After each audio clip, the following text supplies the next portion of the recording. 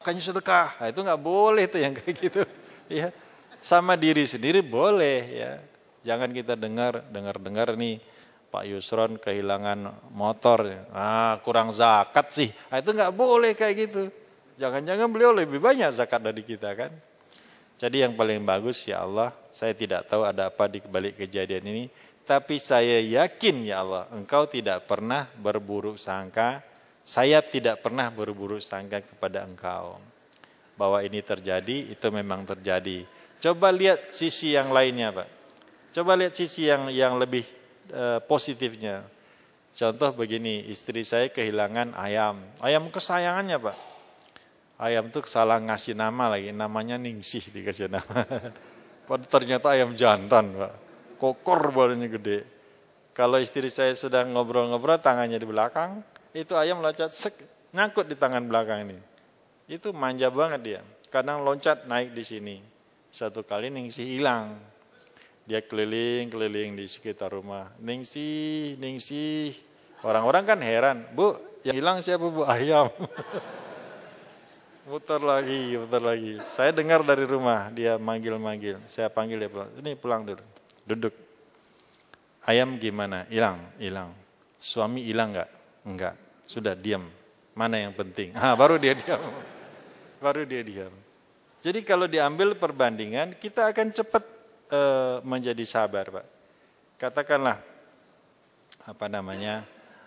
hilang sesuatu barang ya. Wah, ini hilang. Tapi ini bisa dibeli di toko. Misalnya ada buku kesayangan Bapak nih.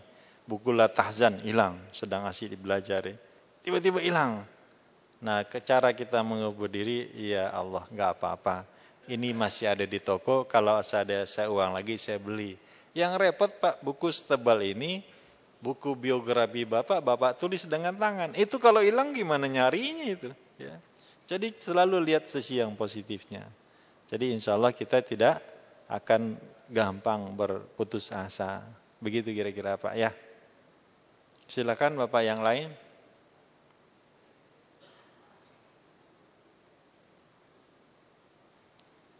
Ya silakan Pak.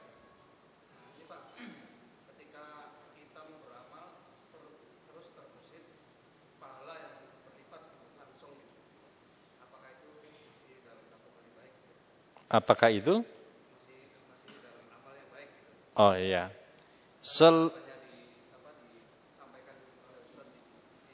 Selama kita itu berharap kepada Allah, tidak ada alasan untuk dikatakan komersil. Ya.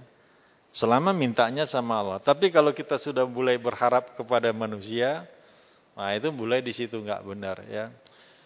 Nanti saya ceramah nih, ada Pak Camat hadir. Mudah-mudahan saya bagus-bagusin. Siapa tahu Pak Camat nambah amplop. Nah itu nggak benar itu. Ya. Selama mintanya kepada Allah nggak ada masalah. Dalilnya dari mana? Surat Ali Imran 134.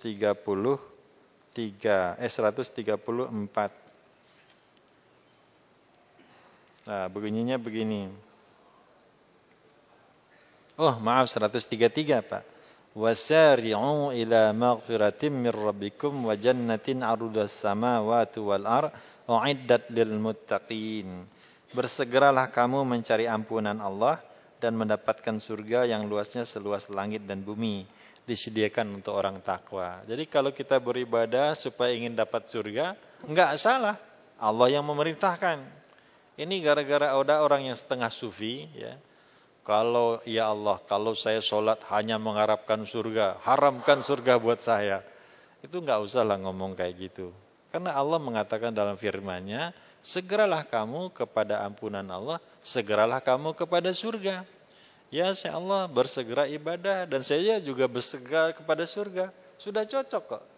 Makanya firman Allah jangan diadu dengan logika kita. Kan ada yang mengatakan, ya Allah seandainya saya menyembahmu itu karena cuman takut neraka doang, masukkan saya ke neraka.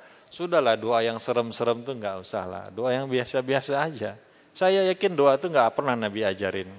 Yang Nabi ajarin apa? Yang biasa aja. Rabbana atina fid dunya hasanah wa fil akhirati hasanah wa qina adzabannar. Jadi kalau kita beribadah lalu kita mengharap pahala ya, Misalnya gini, di sini dikatakan surat Al-Baqarah 261 akan dilipat gandakan menjadi 700 kali, ya. Boleh kita, ya Allah, saya bersedekah ini 10.000 rupiah, mohon dijadikan 700 kali lipat, ya Allah. Boleh kita, karena Allah berfirman seperti itu, ya. Jadi jangan dengerin komentar-komentar yang tidak begitu jelas, ya. Tidak bisa dikatakan kita komersil begitu, ya. Tapi kalau kita minta kepada manusia, itu yang nggak boleh, ya. Wah, saya mau sholat, saya bagus-bagusin sholatnya karena di belakang ada calon mertua, siapa tahu gol, itu nggak boleh tuh. Biasanya Allahu Akbar, tangannya kan lemes, Allah. Ada calon mertua, Allahu Akbar. Apalagi pas beli arloji baru, Allahu Akbar. Ngapain yang kayak gitu, ya? Sama Allah saja, tidak sama yang lain. Nah, ada pertanyaan lagi, Bapak? Kalau enggak, saya tambahkan lagi, Pak, cerita. Mudah-mudahan ceritanya benar ya, Pak. Jangan suka cerita yang enggak benar lah, ya. Kalau kita sudah berserah diri sama Allah, itu timbul perasaan tenang, Pak. Tentram. Walaupun hal yang kita hadapi hal yang berat, maka kita menjadi lebih tenang. Karena kita punya sandaran. Bapak yang punya sandaran lebih cepat tidurnya, Pak, daripada yang enggak punya sandaran. Coba aja lihat nanti. Nah, saya suka bertualang, Pak. Saya ke Bali sendiri, saya ke Toraja sendiri, saya ke mana-mana itu, tapi naik pesawat. Yang agak sedikit beda ketika saya naik perahu, Pak.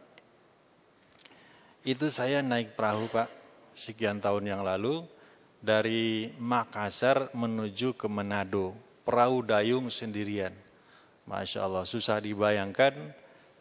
Padahal saya bukan seorang olahragawan. Ya bismillah, saya jalan pelan-pelan.